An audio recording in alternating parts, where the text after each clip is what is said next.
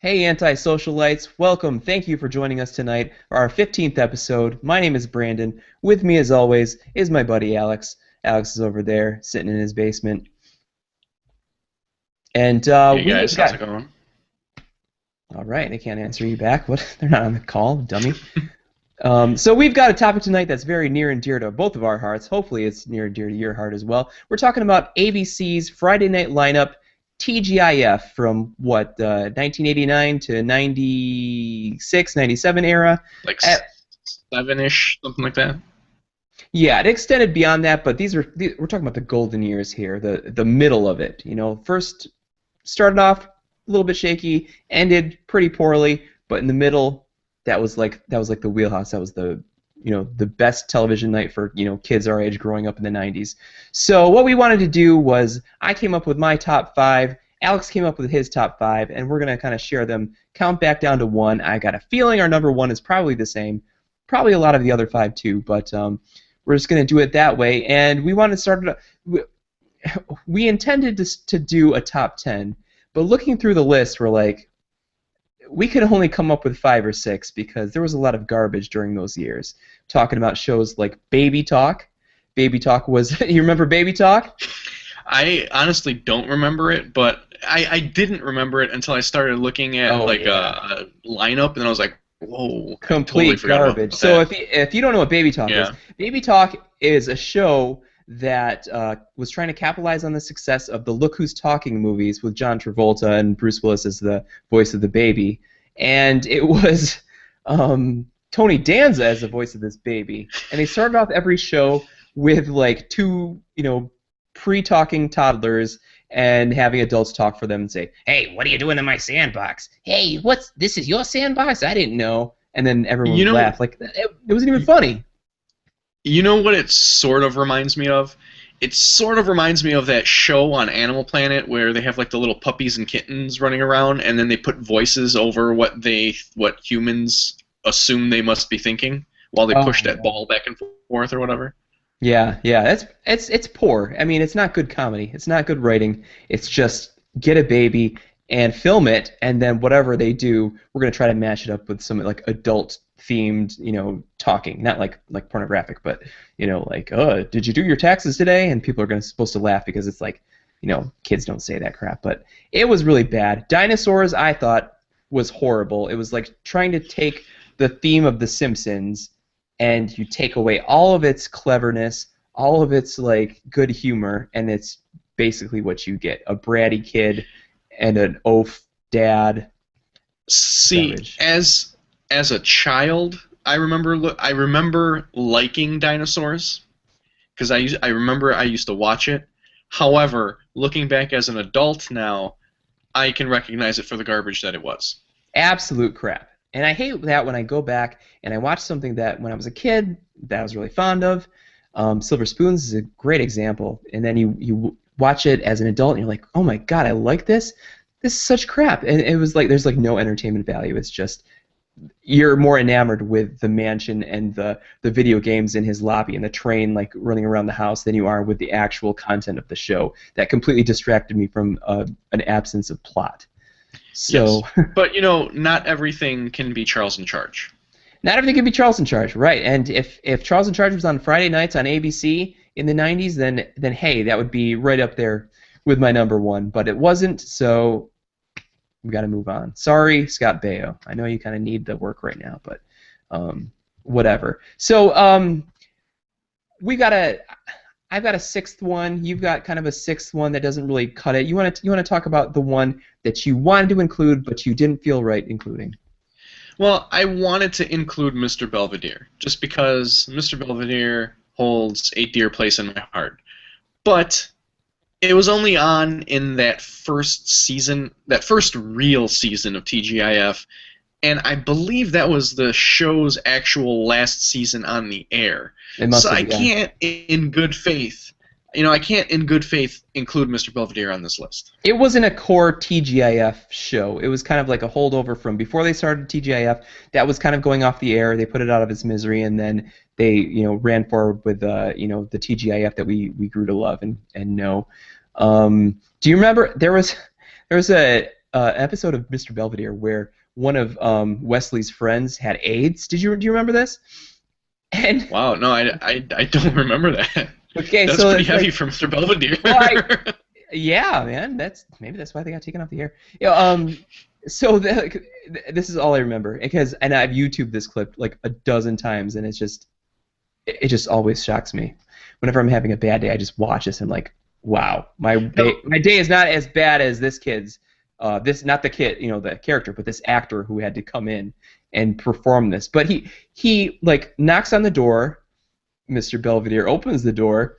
The kid says, "Hi, Mr. Belvedere," and then he says hi to the parents. "Oh, hi, Mr. and Mrs. Were their names like Blintz or something like that?" Something like that. Yeah, and then the dad says, "Oh, hi, Joey. How are you doing today?" And he goes, "Well, I got AIDS, but other than that, I'm doing all right."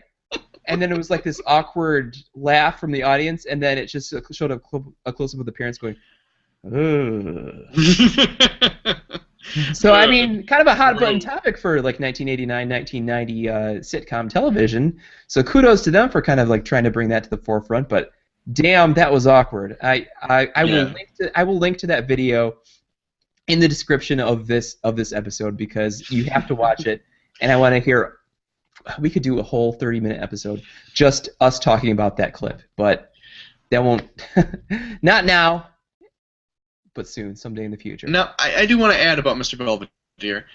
I was watching the show as a very young child, and the endearing thing was this kind-looking old man that was taking care of this family. It made me feel safe, so that's why I watched Mr. Belvedere, and it's more of a nostalgic thing. To be honest, I really don't remember that much about the show. Yeah, I really don't either. I know they had like 3 kids, like an older guy, an older girl, and then the young boy. Well, I don't even know if you know what? I don't remember anything about Mr. Belvedere except for it was the old British butler and this kid with AIDS, and it was just half of one episode. So in all reality, that is the best summation of the entire series that I have ever heard.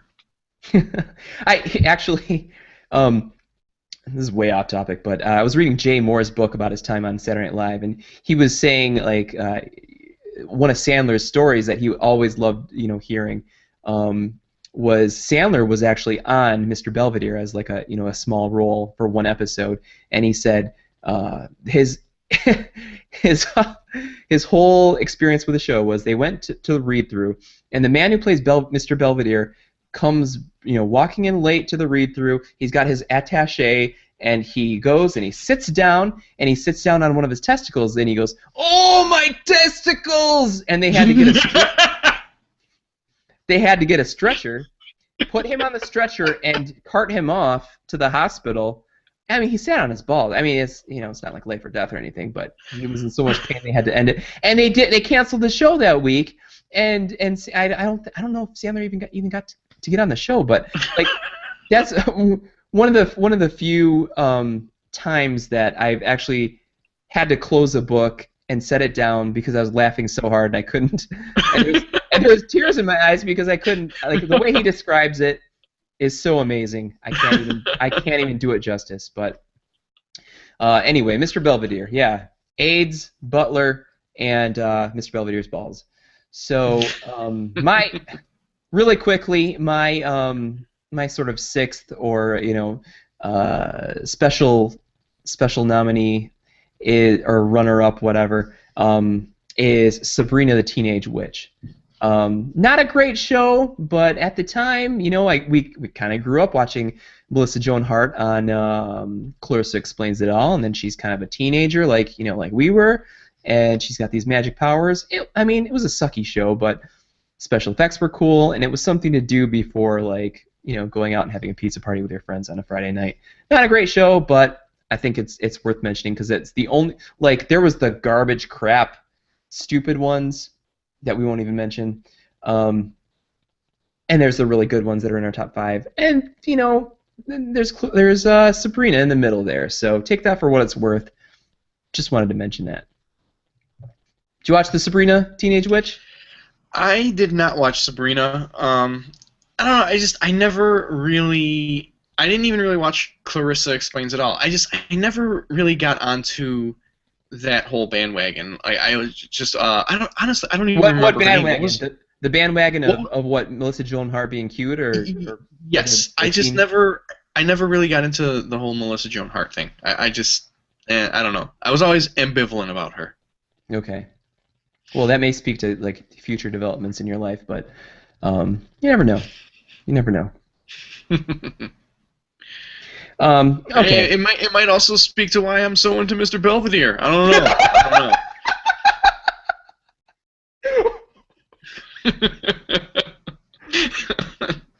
Touche, man. Wow. Absolutely. Watch out for that kid. Watch out for that kid Joey when he comes over. That's all. But that's all right. Okay, so my number 5 was a little show starring a man who used to play for the Golden State Warriors, and then for some reason he lost his job and had to become a nanny, kind of like the African American Tony Danza or something. I'm talking about Hanging with Mr. Cooper. I don't even know if that's the premise of the show. I remember him having to move in with 2 other ladies and a little girl, but Hanging with Mr. Cooper. I enjoyed that because it was sort of in the same vein of the other TGIF shows. Wasn't terrible, and like I thought, like I don't know. Did you ever watch it? My friend, we are on the same page so far because Number 5? Mr. Cooper is my number 5 as well. Fantastic, fantastic. So when he like got a call up for the Golden State Warriors and he was trying out with them, I was like, whoa, hey, because that was like. Oh, I thought that was awesome. I was like. That was the time when Inside the NBA, with Ahmad Rashad, was really cool and popular. You watch that on Saturday mornings. You're like, oh, okay, wow, he's playing with Timmy Hardaway and the Golden State Warriors for like a practice or something. The only problem with that was that after Mark Curry tried out for the Golden State Warriors, the NBA took it one step too far and then allowed Master P to try out for the Charlotte Hornets. Yeah.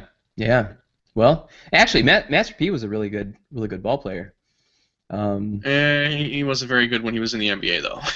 No, but I mean, very good for like compared to the other. Like, put him up against 2 Chainz, probably a lot. All right, I mean, yeah, he would smash 2 Chainz. But do you know who is the best like musician basketball player ever? Ever? Ever. Jeffrey Ament from the Pearl Jam. No. Flea. It is. I'm talking old school, maybe old school MTV jock jams or something. But I remember Flea from the Red Hot Chili Peppers and Jeffrey Ament from Pearl Jam were really good. But I guess that was the first jock jams, or not jock jams. What is it? The MTV. Rock and Jock. Rock and Jock. Rock and Jock. Where they had the 10-point, b-ball challenges. Oh yeah. Okay. But, who are you thinking? You're wrong. It's Brian McKnight. Brian McKnight? Brian McKnight used to go onto those Rock and Jock shows and just destroy people. Yeah, he was. Yeah, I do remember. He was pretty good. He was, dare I say, better at celebrity basketball games than a long-term career in music. Oh yeah, for sure. Although he does have a few hits. He does have some nice hits, man. But he kind of lost ground to like when R. Kelly came to prominence and. Well, yeah, R. Kelly took everything up to another level. Yeah, in many different ways. Different ways. So I don't even remember how Hanging with Mr. Cooper ended, but I imagine that he like married Holly Robinson Peete or the Vanessa show, or he there was a wedding. But the show itself, it ended in kind of a bad way. Like, in real life, it ended badly because the final season was cut in half. It was only 13 episodes, and I think they were kind of expecting to come back for one more season after that, but it didn't. And so there was a wedding, but I think things were still kind of left in limbo a little bit. Yeah, maybe that's why I don't remember very well. But I remember enjoying that show, and it had Raven Simone, Rudy from the Cosby Show, as the daughter, right? No, she was not Rudy. No, not Rudy. Olivia. Yes, Yeah. yes. Raven Simone. Yeah. Okay, so number 5, we're on the same page so far. So Yes, we are. let's go to what's your number 4? My number 4 is Family Oh Matters. my God, man! If you could look at my tablet right here, number 4, Family Matters. This is, you know what? Actually, this probably isn't such serendipity as it is. There's just a clear order in which these shows were good. I think so too. I think if you put like 4 more chimpanzees in a room by themselves, they would probably still come up with the exact same list. Yeah, exactly, exactly. Yeah, and I wanted to put Family Matters higher, but the Family Matters got really weird. Like they started going more towards it's just Urkel and Carl Winslow like getting in these like crazy adventures. They kind of forgot they had a youngest daughter like completely after a couple In season seasons. 4. Yeah, yeah, and she became like a adult film actress. But it was like this crazy. Like it started off this this crazy neighbor comes over. He's got a crush on Laura, and he's always trying to make moves on her, but it kind of just like endearing to the Winslow family, and kind of like inviting himself into their lives, and they grew to love him and stuff. But then it became like, oh, you invented a time machine, and this time machine actually can, aside from traveling through time, you can change yourself to be really cool. It's like he's got all this vast technology, and he's using it to make himself cool. Yeah, right. I mean, here's my question. You have a machine that can move you through time, as well as pull out an alter ego in you, and you are not a billionaire? Like, how does that work? Right, right. And he's, Like, I mean, and Stefan Urkel should have been the Mark Zuckerberg of his day. oh yeah, absolutely, man. You go forward in time, find out about internet and all this stuff. Go back. Well, screw that. He can build a time machine. Who cares if he can build Facebook or something? My goodness. And like there was one where he turned himself into Bruce Lee so he could like fight off these guys. Like, my goodness. Cure cancer, or like Like, stop. how at the very least, but how was he not selling this machine to governments around the world to train their armies? Like, you can, at the push of a button, turn into a fighting machine. Why not just run all of your soldiers through this machine, and then you have an unstoppable force? Well, and here's the other thing is like, Mr. Urkel, if you are totally in love with this girl and you've known her, you've lived next door to her for years and years and years, and the only way that she'll love you is if you talk with a different accent and you lose your glasses. Like, wait, first of all, do you need a machine to take off your glasses for you and like make you put your pants down a little bit lower? Like, some amazing technology there. But if Laura only loves you when you turn into this different guy, she's not the right one for you. He's got this other girl who like loved him as Urkel. I forgot her name, but remember that like nerd girl who loved him for him, and he was still trying to like change himself into Stefan Urkel just to like maybe have a chance with Laura. Wait, was the nerd girl played by the actress that played Laura as well? No, no, no. She was a different girl. I think her name was like Myrtle No, Myrtle was his cousin, and Myrtle was played by Jaleel White. That's right. But there was a different. Damn it! I thought I had. No, I know what you're saying. I know what you're saying. There was a girl. I just can't remember who it was now. Well, maybe it'll come to me. But you know what else? You know what else bothered me about the later seasons too? Steve Urkel was driving this tiny car with 3 wheels, and it did not have a speedometer in it. He had to use a chalkboard to write down the speed he thought he was traveling at the time. You would think someone who can build a time machine would somehow be able to build himself a speedometer for his vehicle. Exactly, exactly. Not a lot of common sense in that household, but we loved it anyway. It was good. You know what creeped me out about the later ones was the little kid Richie, who looked like he was like a miniature Michael Jackson. It was I like always thought he was like a miniature Lionel Richie. He's a mix between Lionel Richie and he danced like Michael Jackson. I remember it was like Aunt Rachel's son or something. Yeah. Creepy kid, man. He had like like a long Jerry curl and stuff. Like, wow. Yeah, and towards the end there, the only time he would ever be on camera was if he was doing some like Michael Jackson moonwalk. Exactly. Like he never had a story. He would just like if things started to get dull, he would just come out and like pull a few dance moves and then just like slide off camera. Yeah, exactly. Yeah. So Family Matters started off for the most part. It was a good show. It was a lighthearted. It was great. It was great for maybe like the first, I'd say, 5 to 6 seasons, and then at that point there was too much Stefan Urkel for my taste. Yeah. Once it got a little weird, then I was out of it. Okay. Yeah. So number 4, Family Matters. We've got consensus there. Here's where it might start to mix up because where I have this, I think you have it much higher. We'll see. But my number 3, you ready for this? Number 3 is about a man from Mythos who comes to New York City. Perfect Strangers. Are we? If we're in agreement, then we can go on. If not, I'll explain why I have it on number 3. We are in agreement. Oh my God, man! Wow, did we grow up in the same time zone or what? Yeah. So Perfect Strangers, man. That was a really good underrated show. You've got the straight-laced cousin Larry, and I don't even know the circumstances in which Balky had to come to stay with his cousin Larry, but it was simply this. Larry got his first apartment away from his family and was happy to have his independence. Okay. Balky showed up at his door saying, "I'm your long-lost cousin. I need to live with you." That was it. No explanation. Right. That was all. Which is funny because, like, at the time, I think they were, like, in their 40s or something. And, like, hey, I'm living on my own. Well, you should, you dumbass. You're 40 years old. At least Mark Lynn Baker was. I don't know how old Bronson Pinchot is now. He may be, like, late 50s.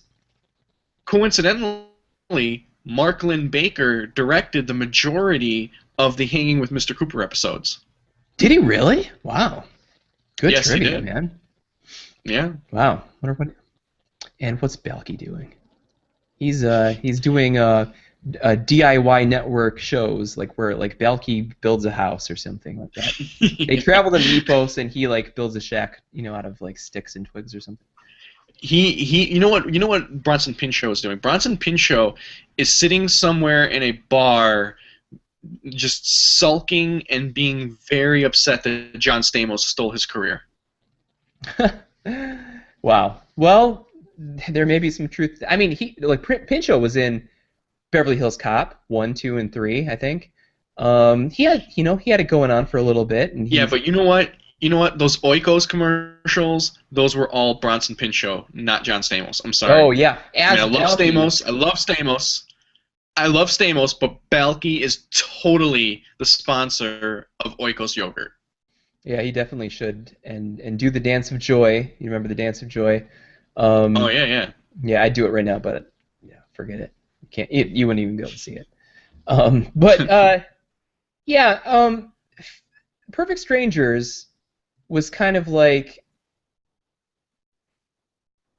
the male version of Laverne and Shirley, and that's pretty much all it ever sought out to be. And it was coincidentally. Yeah. I did my research here before we came on. The makers of Mork and Mindy are the makers of Perfect Strangers. Is that right? And Mork and Mindy yes, was a spin-off of... No, Mork and Mindy was a spin-off of Happy Days, which Laverne and Shirley was also a spin-off of Happy Days. So there's all some connection there. You're right. Yes, but Mork and Mindy is also the same type of situation because you've got Mork, the weird alien, and Mindy, the straight-laced human from Earth. Yeah, that's true. That's actually true. Yeah, it was. I mean, it was a fun show, and it was kind of like this fish out of water element, and it probably ran its course after a couple seasons, but it was, it still made me laugh enough.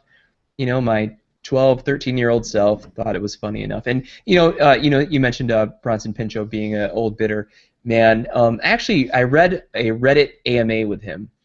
Could not have been a more gracious, happy, well-adjusted guy. I mean, as much as you can tell from from him writing words and responding on a message board. But he said he is very grateful for the career he's had, and most people would kill to have what he had, and he's just enjoying life and doing things he likes to do. And would he love to do more projects, film projects? Sure, of course. But he's like, you know what? I had my time. I'm happy, and that's the way it is. And it really made me appreciate him, I guess, in a weird way. Like, okay, a lot of people are probably crapping on him and saying, "Oh, you're Balky. You're always going to be Balky. You're not going to put you in a movie." Or same thing for Jaleel White. You're always Urkel. You're never going to be anything else. So you could understand how they would get down on themselves, get depressed, or just like totally disregard the industry altogether and stuff like that. But Bronson Pinchot, he seemed to have a really great attitude, and oddly enough, that AMA questions with him really made me respect him. You got to check that out. Here's my proposal. On our next film project, we do a Kickstarter to involve Bronson Pinchot in some way. I would love to do that. Yeah, I could write something in for him. That would be okay. We'll see how much it would cost. How much do you think it would cost? $10,000 for one day? I probably something around there. I would think that's a good number for Bronson Pinchot. Yeah, it's a great amount of money for just to do one scene with us or something like that. Okay, let's write that down. Keep that on the back burner. So Perfect Strangers #3. Wow, we're pretty much in sync, all the way through here. And I think the next two are going to be pretty much in sync as well. Then they're certainly the same two. We might have them in different orders. So, and I'll tell you why I think that in a little bit. So why don't you go ahead with your #2, and I will tell you if we're in sync or not. My #2 is Full House. Oh my God! Yeah, okay, that's what I figured. That's what I figured. Yeah, it's not my #2. Wow. So that is very surprising to me, because what I think your #2 is going to be, I was positive was going to be your #1. Well, let's talk about that. So your #2 is Full House, meaning that the show that you have #1 is my #2, almost certainly. So let's just talk about Full House. All right, so Full House, it is basically the show that built T.G.I.F, right? Absolutely. 100%. I mean, without Full House, there's no T.G.I.F. I mean, let's be honest about that. However, great show. I loved it. I don't feel like it's the best show in the run of T.G.I.F. Is it because you think that the other one that you have at #1 is better than this one, or that Full House just wasn't good enough to be that top #1? That the one I have at #1 was better. Was just better, just a better Yes. overall show. Okay. Full House could easily be a #1, but this show that I have at #1 is just plain better. Okay. And I would argue that when you say TGIF today, is the show that people actually remember from TGIF first. Well, okay. Well, maybe this accounts for our age difference. I'm a few years older than you, and when my teenage years, Full House was the big monolith, the most, just the juggernaut of TGIF. Oh no, I mean, okay, there's so many pluses with Full House, right? I mean, it was just great altogether. I mean, come on, dude, seriously, let's go. Come on, you got the catchphrase right there that everyone was saying. You got Stamos. Which catchphrase are you talking about? Are you talking about which one? Stephanie's or Michelle's? No, Michelle's. You got it, dude? You got it, dude. Okay. Instant classic right there. You got Stamos, beautiful man. Always beautiful, yeah. Still beautiful. He's a 50-year-old man. He's still beautiful. Still beautiful. Better looking than the two of us put together. Exactly. That guy. Exactly. He's like a better looking Clooney. I said it. I would agree with that. I would agree with that. Yeah. And then Wait, you've got Dave Coulier, Detroit native. Detroit native, and he's always representing Detroit on his shirt. Red Always Wings, wearing Red all Wing day, shirts and stuff like all that. day. Yeah. So you got that going, and then I didn't really know Bob Saget at the time because I was just a kid and I wasn't listening to dirty comedians.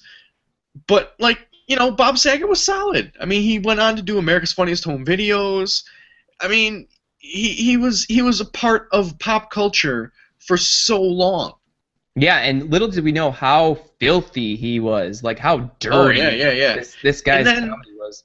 and then you got Candace Cameron, Kirk Yeah. Cameron's little sister. Her Cameron's sister, who's now gone on to fame with the Dancing with the Stars stuff, and back in the spotlight. Good for her, Candace Cameron Bure. Yeah, whoever thought that she would outlast her brother's career? Her brother, who was a huge star, back in the late '80s. I would dare say that she's eclipsed him in long-term popularity. I would agree with that. Yeah. So Full House to me was the sitcom. Is the one that my sisters and I would sit around and we would watch every Friday night together. Recite the lines, watch them over and over again, and that was the show for us. So I have a hard time not putting that at number one. And you know what? I've been watching them again. The repeats and stuff like that. A lot of them are still pretty good. You could still it's corny, it's cheesy, but at its root, it's still really fun, and you get the the interaction between the kids, between the adults, between the kids and the adults.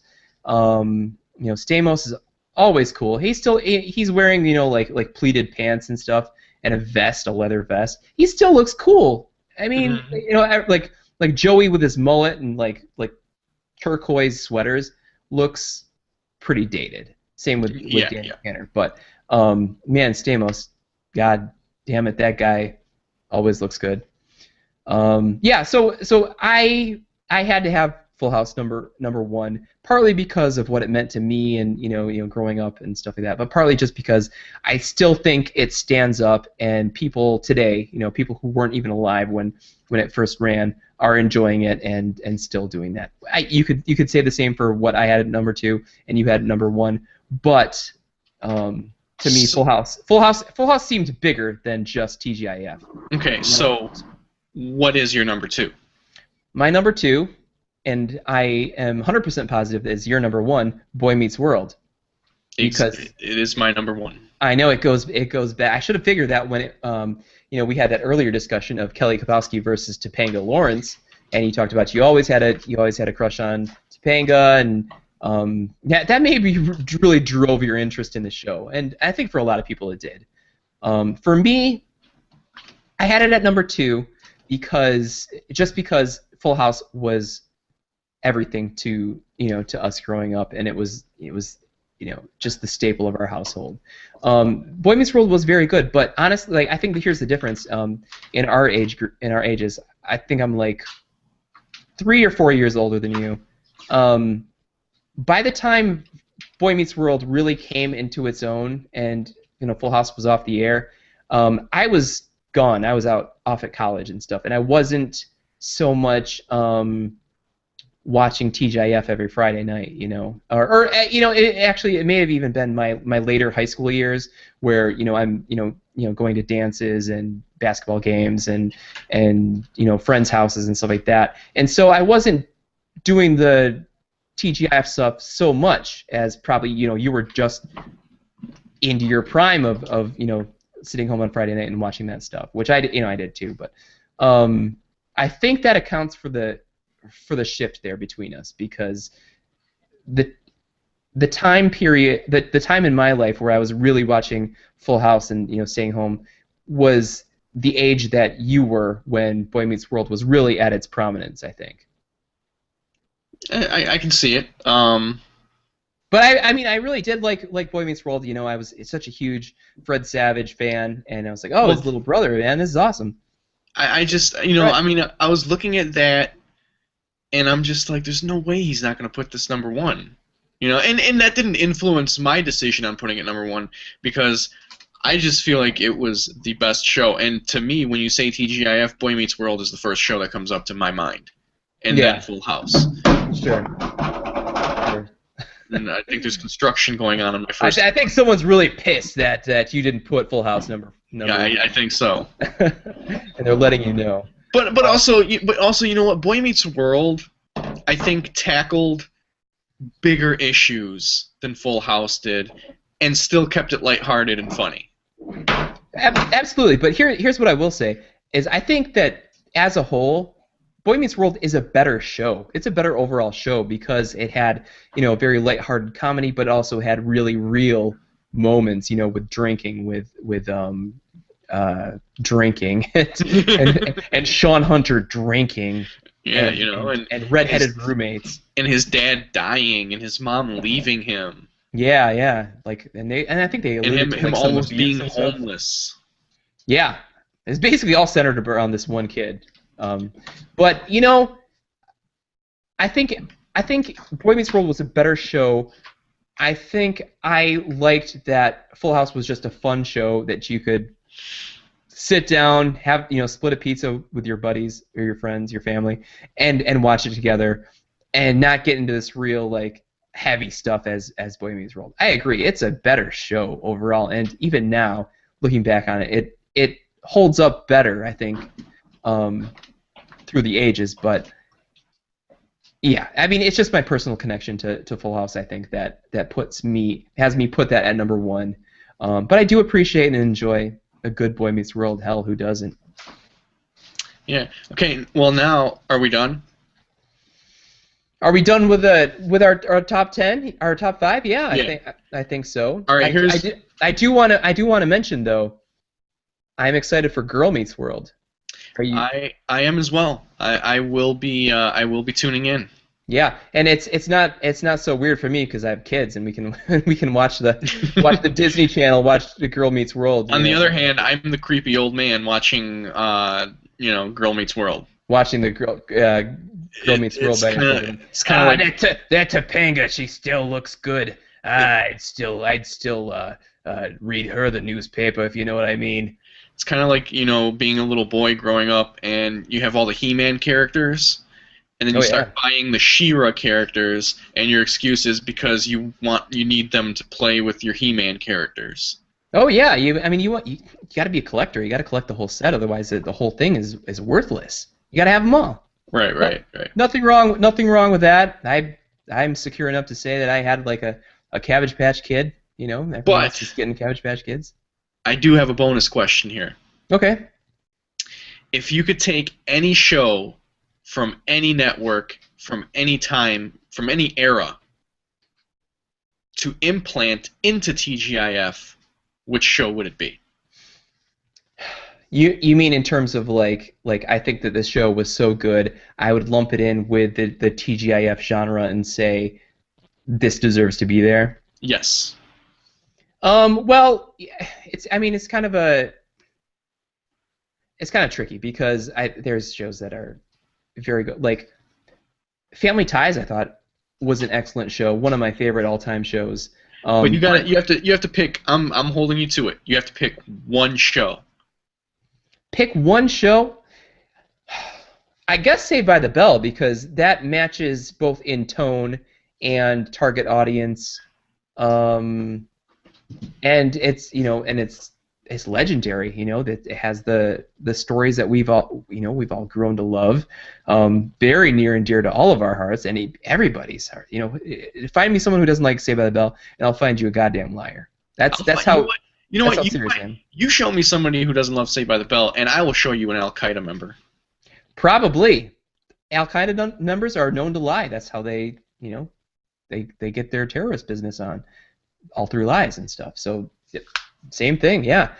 I guess I would have to say Saved by the Bell because everyone loves it. It's good. I noticed it's on Netflix. I haven't had a chance to. Yeah, me neither.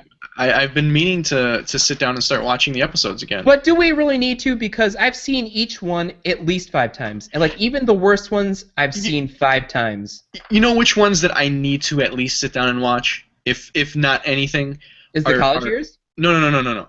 The beach years. Oh, the Malibu Sands, hell, with Yes. Stacy Carosi and that whole thing. Yes. It was kind of weird because like he's got this like long going thing with Kelly, and they're always back and forth. And are they boyfriend and girlfriend, or They are were they not? broken up at the And time. then watch me hit on the chick from King of Queens for a summer, and Well, see she what wasn't from King happens. of Queens yet at the time. Well, yeah, but But you they knew she was were gonna end up there. Zach and Kelly were broken up at the time, though. Right, right. But they're still buddies, and like, hey, let's all six of us go to And I this believe beach wasn't resort. she that's where she met Jefferson.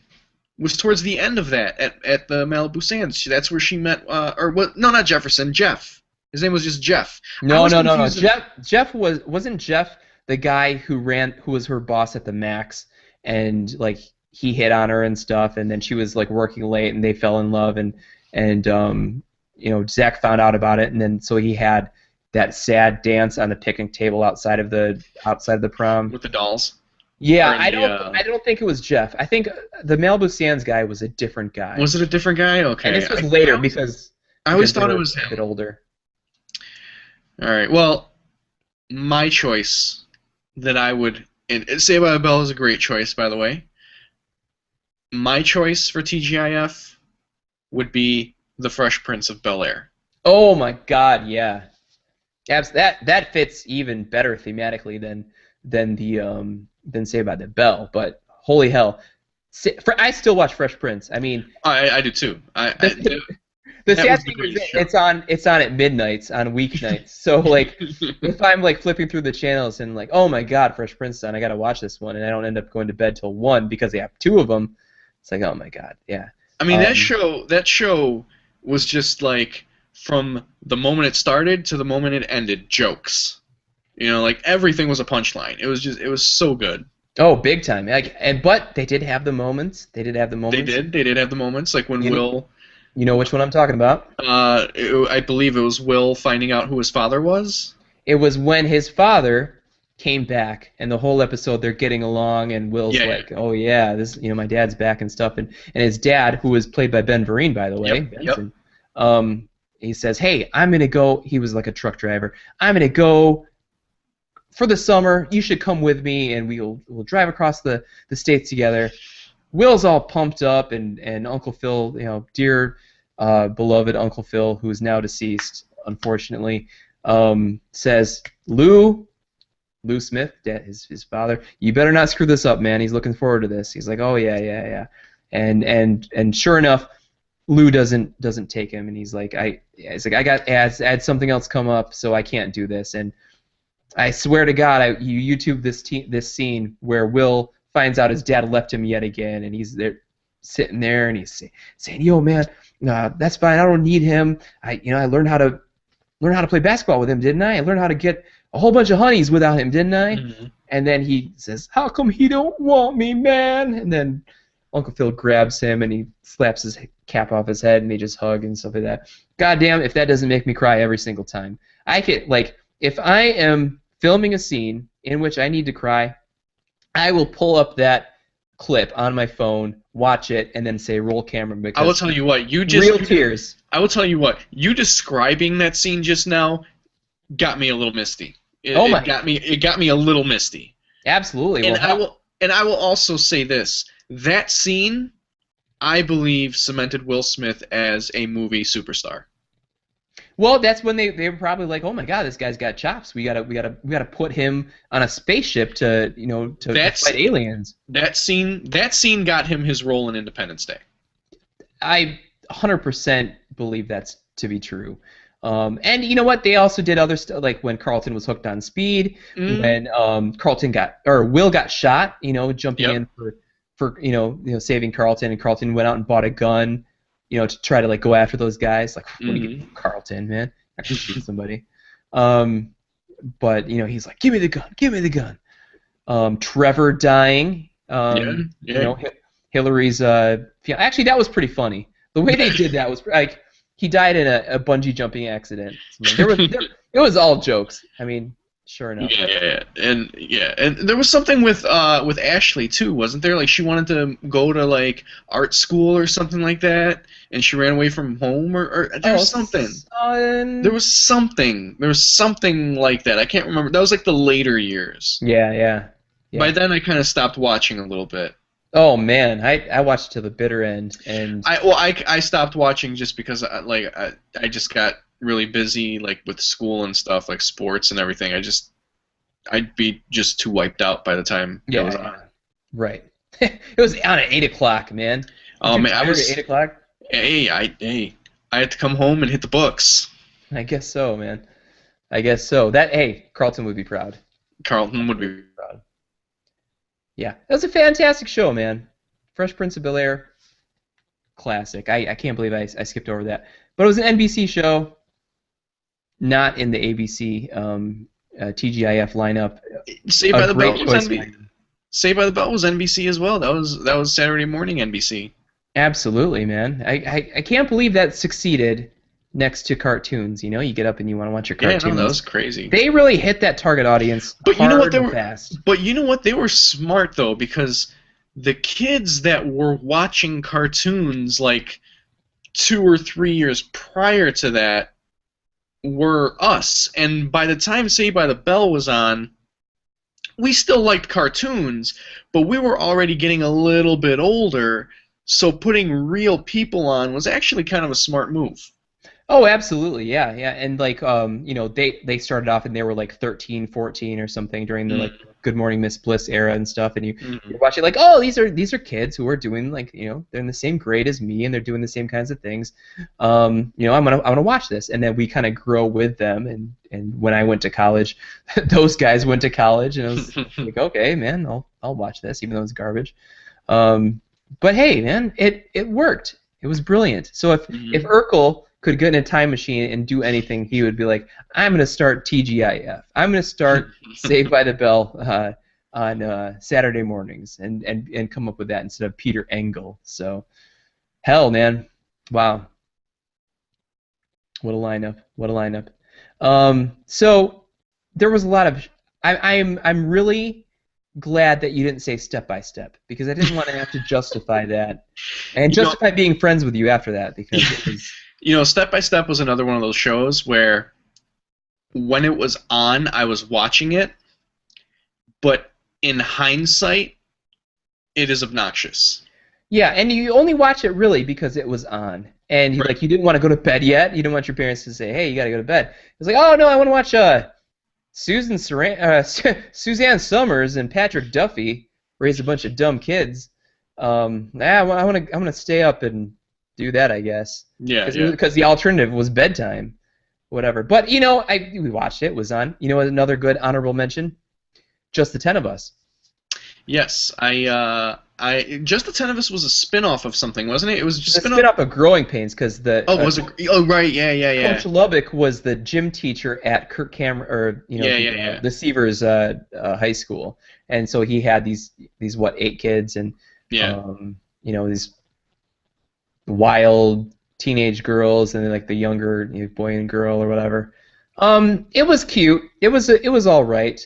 The girls were pretty, and it's like, okay, this, yeah, I could watch this. You know what? I will tell you this. One show that was disappointing that it didn't last longer was Billy. What the hell is Billy? Is that like Billy Connolly or something? Or Yes. It was a spin-off of Head of the Class oh, because he was because he the took over the as the teacher. And then once Head of the Class got canceled, then they were like, okay, well, let's see what this teacher guy does in other avenues of life or something. I don't even remember that being on, to be perfectly honest. I don't really remember it either. However, I was a huge Head of the Class fan. So Yeah. I know at the time it would have been really cool to see another show spinning off of it. Yeah. Yeah, that's true. That's true. Did you know that that one girl was Richard Pryor's daughter? No, I didn't. Which girl? I forget her name. Her name was Rain Pryor in real life. I don't remember her character's name, but she was like the tall African American girl with the hair that kind of like went into a triangle. Yeah. Yeah, she was Richard Pryor's daughter. Wow, I didn't know that. Yeah, man. So something new, something you learn every day. And who was the nerd guy? Not Arvid Engen, but the fat kid. Um, Oh, I don't remember his name, but I think his character's name was Dennis. Yeah, Dennis. So Dennis went on to become this huge producer for Nickelodeon. He's created like iCarly, Oh, okay. Victorious, like all like the kiddie shows on Yeah. Nickelodeon. He's like a like half billionaire, I would assume, by creating all these shows, Yeah, these yeah. really popular kid shows on Nickelodeon. I remember my favorite head of the class episode was the Little Shop of Horrors episode. Oh my God, yeah, forgot about that one. That episode was fantastic. I hope that's on YouTube. I wanna check that out. Yeah, I'm gonna. The one I remember was, do you remember when they went to Russia? No, I don't. So like they went See, to Russia. I caught here's how I caught head of the class. So I have a very patchy memory of it because I caught head of the class on reruns when I would get home from school. Oh wow. Okay. Because it would be on like channel 20 or channel 50, which later became UPN or whatever, and it would just be the reruns of Head of the Class, and that's how I saw Head of the Class. Oh okay. Gotcha. I never actually saw it when it was when it was actually on the air. Okay. Well, yeah, I don't remember much of it because I was like a little bit ahead of my time and I was a little bit young for it, but I do remember that they were going on a class trip to Russia and like the kid with the jean jacket, who actually became a director, like a pretty good director in his own right. Yeah, I remember Ryan that. Robbins, right? Yeah, I think so. Yeah, so like they bought a whole bunch of like Levi's jeans and Bruce Springsteen cassette tapes, and they were gonna bring them over and sell them like with a huge markup or something. The only thing I remember that, and anytime like to this day people talk about Russia, I think, oh someone's like, hey, I'm gonna go to Russia for business. Like, hey, bring a big box of blue jeans and cassette tapes, and they're like, the hell are you talking about, man? But it's like, look it up, out of the class. Yeah. And then like that literally makes no sense. Like, well, there was this one episode of this one show a long time ago. It doesn't go over well, but what are you gonna do? What are you gonna do? So, okay, man. Well, I think we covered a lot of ground here. I think so too. It was a very good discussion to have. I'm surprised but not surprised that we had such similar lists. I knew you were gonna kind of. I thought you would probably put Boy Meets World #1 just because of your fondness for Topanga, and frankly, we've talked about Boy Meets World like all the time. So Yeah. I should have known that, but there's no way you could have known about my personal Well, affection for. Topanga technically was my first beard. Wow, hey, that's a if you're gonna have a beard, that's a hell of a beard. Yes, it is. Like so when you say that, you're like when people you're sitting around the locker room and they're like, oh man, who's hot? Christy Brinkley, and you're like, Topanga Lawrence, And then, hottest chick in the world. and then as soon as you said that, everybody were like, "Oh!" So Exactly. Exactly. Apparently, you went to school with the people that fill up a Def Jam audience. yeah, I did. Oh, I did. Hoo, hoo, hoo, hoo, hoo. It was like the Arsenio crowd, like the early '90s kind of thing. Hey, I grew up in the city, so. That's right. Well, I wasn't saying anything about race. I was just saying about like the reaction that goes, oh. 'Cause I remember, man, Def Jam. Oh my God, you want to talk about stand-up comedy? That was like my formative years of comedy, watching the Def Jam, and like people would go nuts for these guys. They would just lose it in the audience, just like hitting each other and like taking off their hat and like smacking it on the seat in front of them.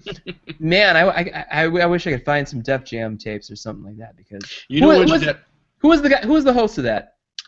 Oh, wow. I don't. Def Jam was like right before me, and I did not have cable back then, and the people that I did know that had cable did not have HBO. Oh yeah. So I didn't see a lot of Def Jam, but I want to say it was Bill Bellamy. Bill Bellamy hosted it for a little bit, but there was a guy, I think, in between, maybe even before Bill Bellamy, and way before. Like I think the guy that ended up doing those 7-Up Yours commercials was a host for a little bit. Maybe I'm remembering. Oh yeah, that I think his name was like Godfrey. Godfrey? I Okay. think so, yeah. Yeah, there was another guy.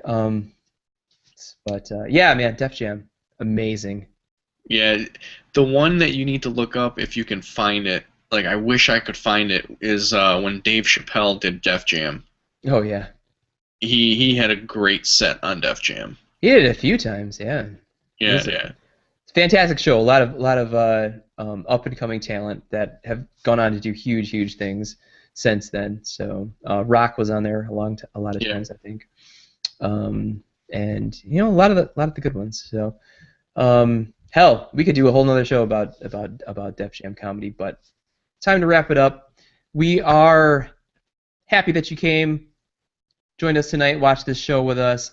I'm Brandon. You can follow me on Twitter at bbatista. Follow my friend Alex at Alex_BE. That's how he does it. And follow us at, what is it, Antisocial Cast, I guess. Yes, sir. I don't know. Whatever. Click on the linkies or whatever. It's okay. So, thanks for joining us, and feel free to leave comments below, and we will respond to every single one of them, no matter what they are, even if you're calling us dirty names. We'll do that. So, thanks a lot for joining us. I'm Brandon. That's Alex. Have yourselves a good night. See you guys.